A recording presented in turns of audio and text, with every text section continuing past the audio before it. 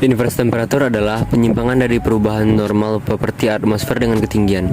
Lapisan inversi juga dapat terjadi karena aliran udara hangat atau dingin atau adveksi, dan bertemunya udara hangat atau dingin. Inversi dapat terjadi di dekat permukaan hingga lapisan batas sampai dengan 5 km. Ketinggiannya pun 17 km, dan luas bervariasi dari skala lokal hingga regional.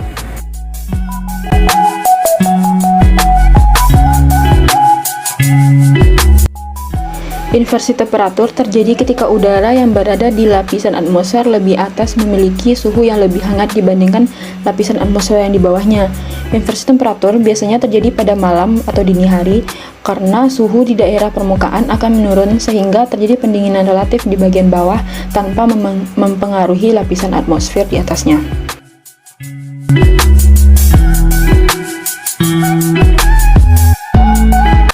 Inversi suhu dapat mengakibatkan masalah polusi yang serius, bukan karena merupakan sumber polusi, tetapi karena dapat menyebabkan polutan terkumpul di dalam atmosfer yang lebih rendah dan tidak menyebar. Kebanyakan masalah polusi udara yang serius terjadi selama inversi suhu. Lapisan inversi dapat menyebabkan cuaca berkabut dan menahan polutan berada di dekat permukaan, dan juga dapat menyebabkan suara dipantulkan atau dibelokkan sampai ke tempat yang lebih jauh.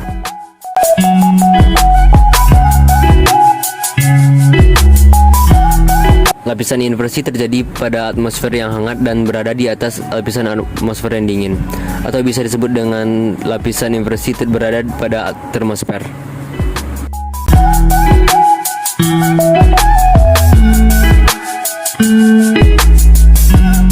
Lapisan inversi mempunyai kemampuan dalam menjebak gelombang suara.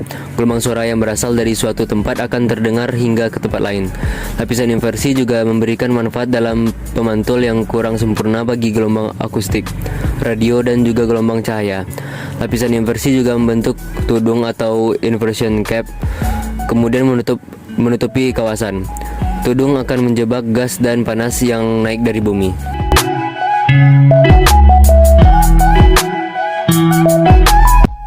Nah, lalu apa sih kaitan antara inversi temperatur tersebut dengan polutan di udara? Nah, biasanya inversi temperatur atau suhu tersebut diikuti dengan tidak adanya pergerakan udara sehingga polutan yang terkandung dalam udara tersebut terperangkap. Nah, terperangkapnya polutan ini biasanya diikuti juga dengan peningkatan jumlah asap.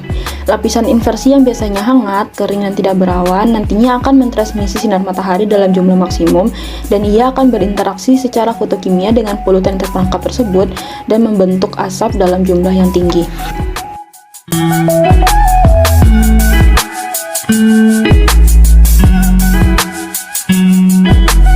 Dalam mengurangi efek inversi temperatur tersebut, salah satu inovasi yang pernah diterapkan di Indonesia ialah dilakukan oleh BPPT, di mana BPPT tersebut bekerja sama dengan Korea Selatan dalam mengembangkan ekosistem inovasi teknologi hijau berupa teknologi modifikasi cuaca, yang mana hal ini dilakukan untuk mengatasi kekeringan, banjir di Jakarta, kabut asap, mencegah kebakaran hutan di Riau, serta meningkatkan muka air di Danau Toba.